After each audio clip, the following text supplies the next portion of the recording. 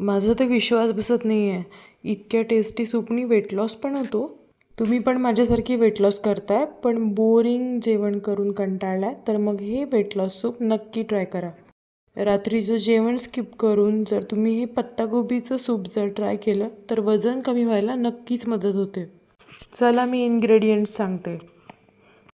कोथिंबीर, 2 छोटे छोटे मिरच्या, 2 कांदे, 1 टमाटर, पत्ताकोबी, मटारचे दाणे, लसूण, अद्रकचा 1 तुकडा. मी इतकी मोठी पत्ताकोबी नाही घेणार आहे, यातली अर्धीच घ्यायची आहे. मी थोडं मोठं चिरून घेते आहे कारण आपण हे सगळं शिजवून आणि नंतर ब्लेंड करून घेणार आहे.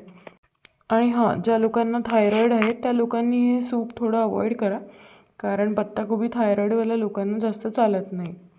हे आपण घेतलेली सगळी इन्ग्रेडियंट्स कुकरमध्ये 1 प्याला पाणी टाकून शिजवून घ्यायचे आहेत. 2 शिट्ट्या झाल्या तरी चालतील कारण पत्ताकोबी खूप लवकर शिजते. नंतर आपल्या ह्या शिजलेल्या भाज्यांमधलं पाणी सेपरेट काढून घ्यायचं आहे आणि नंतर आपण हे पाणी फोडणी घालताना यूज करणार आहे. उरलेल्या सगळ्या भाज्या मिक्सरमधून ब्लेंड करून घ्यायच्या. थंड झाल्यावरती आपण तुपाची फोडणी घालणार आहोत. शक्यतोवर गाईचं तूप असेल तर खूप छान. जिरं टाकलं आहे, त्याच्यानंतर पांढरे तीळ आणि लसूण आणि पाथीचा बारीक चिरलेला कांदा. सगळं शॅलो फ्राय झाल्यानंतर आपण बाजूला ठेवलेलं ते पाणी टाकायचं आहे आणि ब्लेंड केलेल्या सगळ्या भाज्या, चवीनुसार मीठ टाकायचं आहे आणि वरतून थोडीशी मिरेपूड, काळ्या मिऱ्यांची पूड.